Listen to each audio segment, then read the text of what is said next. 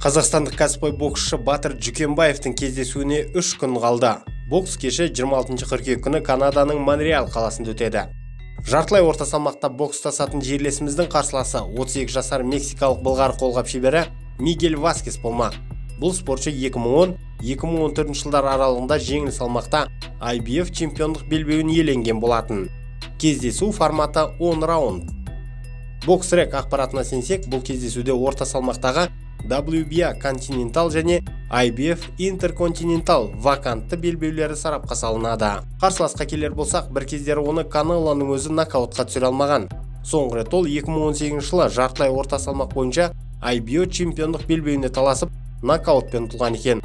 Ал кәсіпқой рингтегі дебютын 2006 жылы бастаған. Тура сол кездесуде ол Сауль Канело Альвареспен жұдырықтасқан және төрешілердің түрлі шешімдермен ұтылған. Жүкембаевқа келер болсақ, Батыр соңғы рет 18 мамырда Монреальда рингке шығып, мексикалық Луис Хесус Видалесті бірінші раундта сұлатып түсірген болатын. Бұл жекпе-жек кештің басты кездесуі болады. Батырдың өнерін тамашалауға Golden Boy промоутерлік компаниясы мен DAZN стримингтік қызметінің өкілдері арнайы келеді. Барлығы сәтті аяқталып жатса, Жүкембаев Golden Boy мен келісімшартқа отырып, келесі жекпе-жектерін ақшта өткізетін болады.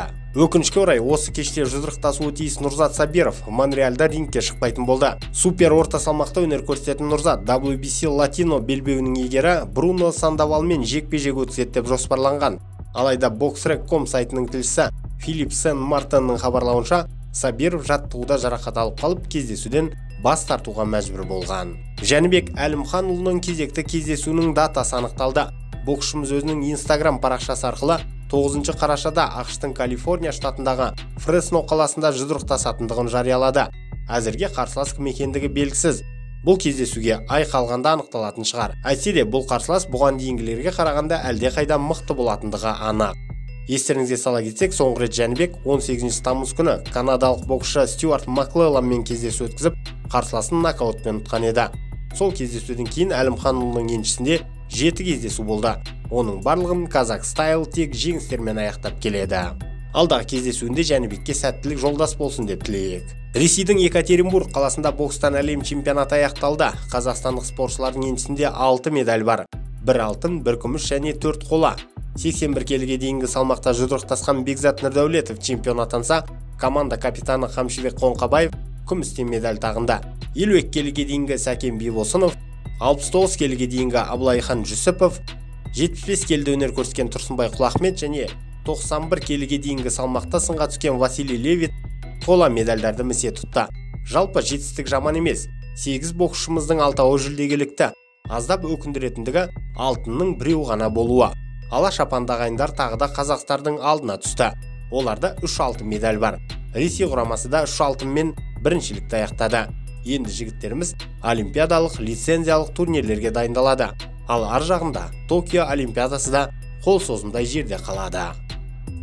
Алматыға келген бетте Қазақстан ұлттық құрамасының өкілдері Геннадий Головкиннің алдағы жекпе-жегінде сәттілік тіледі. Бұл бекерде емес. Әлем чемпионаты басталар шақта қазақстандық боксшыларға Геннадий Головкин де сәттілік тілеген болатын. Национальная сборная Республики Казахстан по боксу. Мы желаем в предстоящем бою Геннадию Головкину победы. Алға Казахстан, алға Геннадий. Бейне материал ұнаған болса лайк басыңыздар, пікір қалдырыңыздар. Бұл біз үшін маңызды. Арнаға жазылып, қоңыраушаны басып қойсаңыздар, соңғы жаңалықтарды бірден біліп отырасыздар. Тамашалағандарыңыз үшін рахмет. Әрқашан спорт әлемінде тек жеңістермен жолығайық.